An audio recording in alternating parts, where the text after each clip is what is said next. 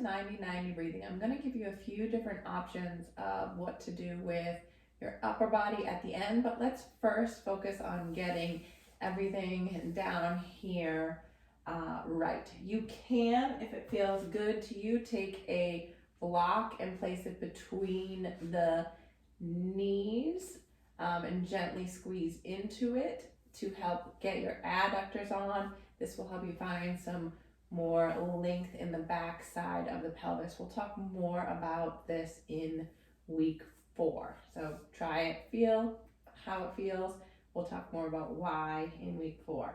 So what you're going to do first is feel your whole foot on the wall. The ball of your foot underneath the big toe, the ball of your foot underneath your baby toe. Now without losing that, you're going to get really heavy in the heels.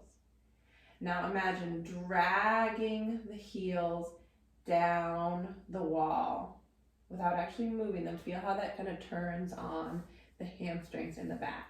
Now I want you to find your sits bones with your fingers here. And using your hamstrings, I want you to gently tuck the pelvis under, but not in a way that you feel those glutes right here by those sits bones squeeze to make it happen. Keep those glutes loose. Use the proximal hamstrings to lift the butt up just ever so slightly, keeping the glutes back here by those sits bones nice and loose.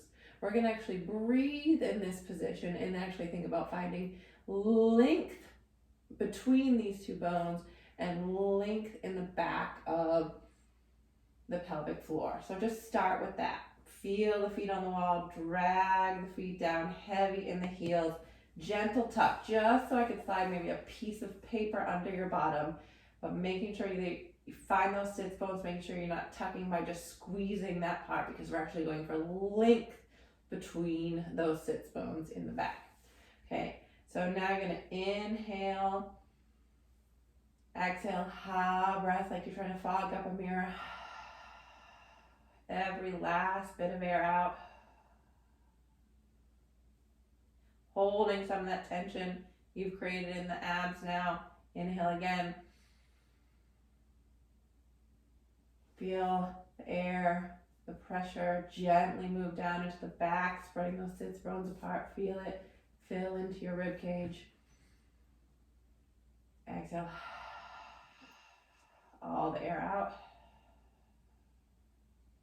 You can engage the pelvic floor purposefully with that exhale too if you want. And then inhale, holding some of that tension. Let the air go down into separating those sits bones and filling the rib cage. Obviously air's not really going down there, but moving the guts with the air in the lungs to gently relax the pelvic floor. Now we can add in some arms.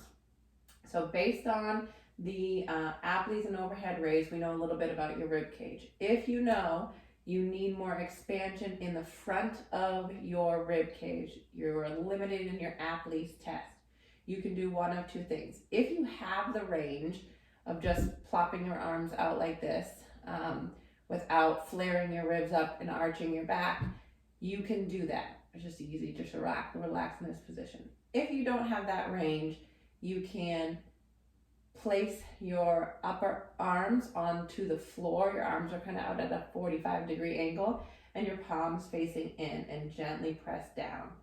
Now in either of these positions, it biases, closes off the back of the rib cage a little bit and biases sending air here. So you'll notice when you inhale, you feel a little bit more expansion in this position.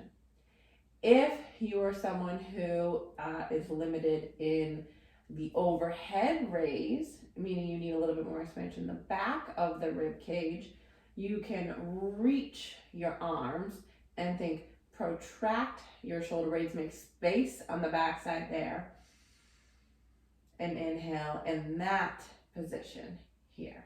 So biasing where you need the expansion in your rib cage. If you aren't overly limited in one or the other, just do whatever feels good to you. You can also start practicing with asymmetries. Maybe you notice that it was harder for you to reach around in the back for the athletes on the right, and maybe you didn't get quite as far up in overhead raise on the left.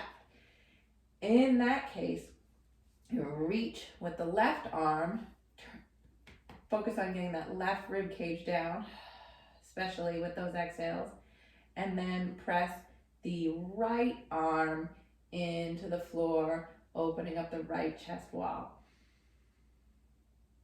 So lots of different options for arm reaches there. We'll go over that more over the next few weeks, but choose one to play with and start for you. And if you need help, ask.